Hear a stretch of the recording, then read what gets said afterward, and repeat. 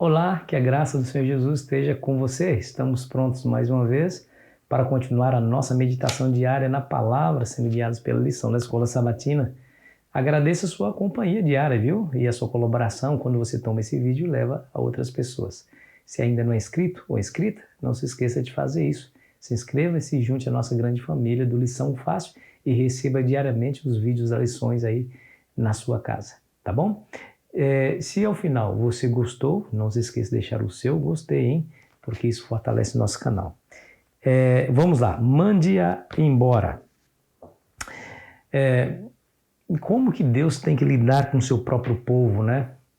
Olha, nós todos, os que vivemos aqui no Brasil, ou todos aqueles que vivem em outras nações que não são judeus de origem, todos nós somos gentios.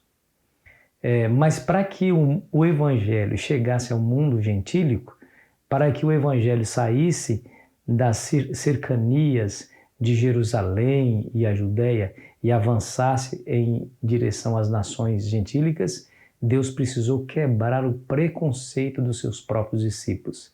Aí eu fico pensando assim, será que nós também não estamos tendo preconceitos para com aqueles que habitam as grandes cidades? E que Deus também tem que fazer a mesma coisa conosco para nos quebrar esse preconceito a fim de nos levar em direção a essas pessoas, a fim de influenciá-las para o reino? Eu acho que exatamente essa é a situação, né? Muito bem.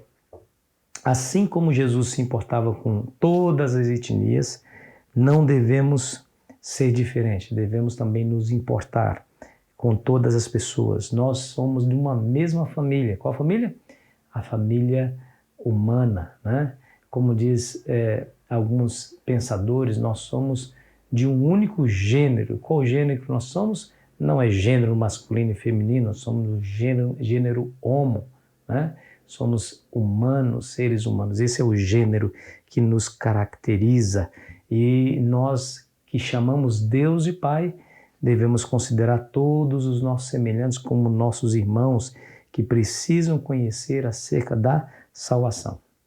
Agora, como que Deus lidou com isso? Como Jesus lidou com isso com o seu próprio povo? Lembra daquela mãe sírio-fenícia? Jesus tirou os seus discípulos lá de Genezaré, da Galileia, e os levou para Tiro e Sidom. Nações que não adoravam ao Deus de Israel, muito pelo contrário, que por muitos anos foram até inimigos do povo de Israel. Que influenciou o povo de Israel até mesmo a adorar os seus próprios deuses.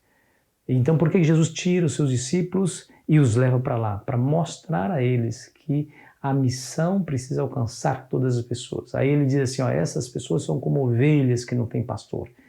E ele se compadecia das grandes multidões e diz assim, rogai ao dono da seara para que mande mais pessoas para a sua seara. Ou seja, Deus deseja ver mais pessoas envolvidas no alcançar as grandes multidões em todas as partes.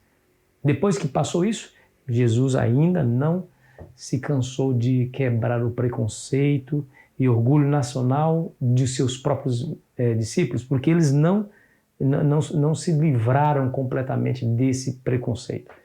Muito tempo depois, Jesus já tinha morrido, já tinha ido para o céu. Pedro estava com fome em uma certa casa e na hora do almoço ele subiu ao terraço, diz a Bíblia, e lá ele teve uma visão, um êxtase. Um lençol baixou a terra, segurado pelas quatro pontas, e nesse lençol toda sorte de animais, e quadrúpedes, e aves imundas. E uma voz lhe dizia, Pedro, mata e come. E ele, de maneira nenhuma, Senhor, de maneira nenhuma, jamais comi nada impuro ou imundo. E pela segunda vez a voz lhe disse, não torne imundo o que eu purifiquei. 3 vezes aconteceu até que o lençol fosse levado novamente para o céu. Olha que coisa interessante, né?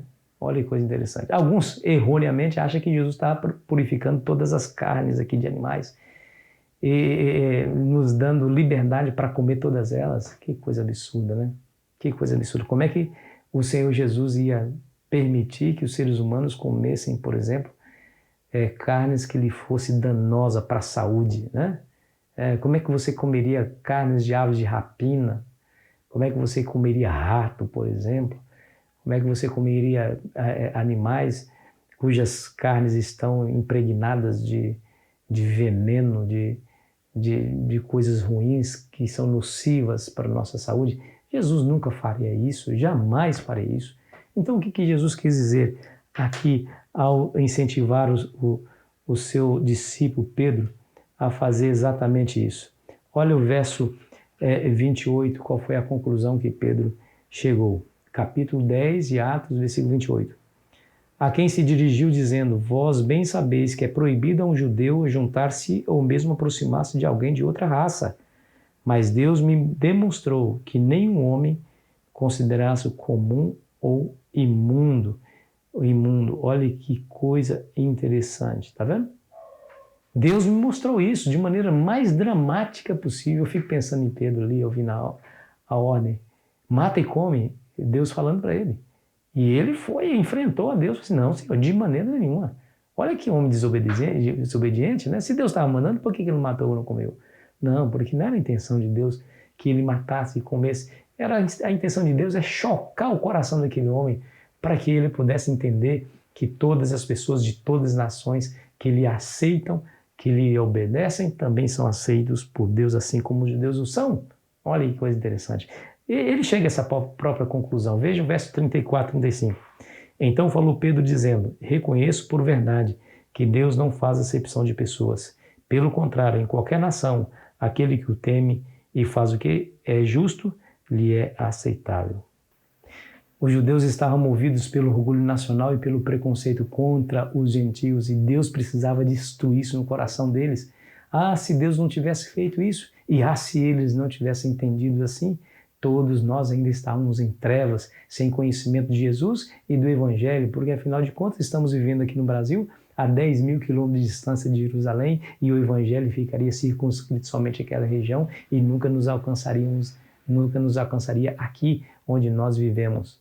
E por eles terem entendido que o preconceito e o orgulho nacional são danosos, eles avançaram e pregaram o Evangelho, assim como Jesus avançou para outras nações, eles também avançaram e pregaram o Evangelho a todas as pessoas e nós fomos também alcançados. E agora eu lhe pergunto, meu amigo e minha amiga que foi alcançado e alcançada pelo Evangelho, que preconceitos nos impedem de ver as necessidades daqueles que vivem em áreas urbanas? Eu vejo pessoas dizendo, nós estamos vivendo no fim do mundo, Jesus está voltando, vamos fazer o seguinte, vamos pegar as nossas coisas, vamos ir para cidades pequenas. Não, meu amigo, deixa eu dizer uma coisa, se todos fizessem isso, quem pregaria para aqueles que estão na cidade? Vamos abandonar essas pessoas? Vamos deixá-las se perderem?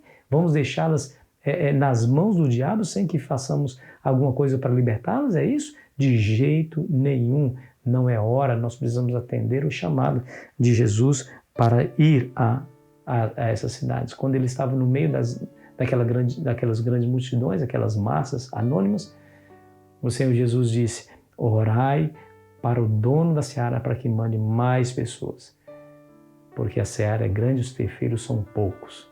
Deus deseja mais pessoas se envolvendo nesse trabalho e eu e você somos o chamado de Deus, recebemos o chamado de Deus para essa realidade. Amém? É isso. O chamado para a salvação é para toda a humanidade, não é para mim, não é somente para mim nem para você. É para toda a humanidade. Porque a igreja entendeu isso, eu fui alcançado. Eu não nasci nessa igreja, minha família não é tradicional dessa igreja, não. Eu fui alcançado porque alguém me visitou, abriu perante mim a palavra de Deus, me ensinou o caminho. Hoje eu estou aqui e nós devemos vencer qualquer forma de preconceito e abrir o coração para o chamado de Deus e atender esse chamado, levando o Evangelho a outras pessoas. Que você faça isso hoje, mais uma vez. Vamos orar? Senhor, nos ajude, nos dando o Teu Espírito Santo a falar o coração das pessoas hoje. Coloque-as em nossa frente e use a cada um de nós para levar, Senhor, esperança ao coração aflito, em nome de Jesus. Amém. Foi muito bom estar com você, querido amigo, querida amiga. Amanhã estarei aqui ansiosamente te esperando para continuar a nossa meditação diária. Aproveite bem o seu dia.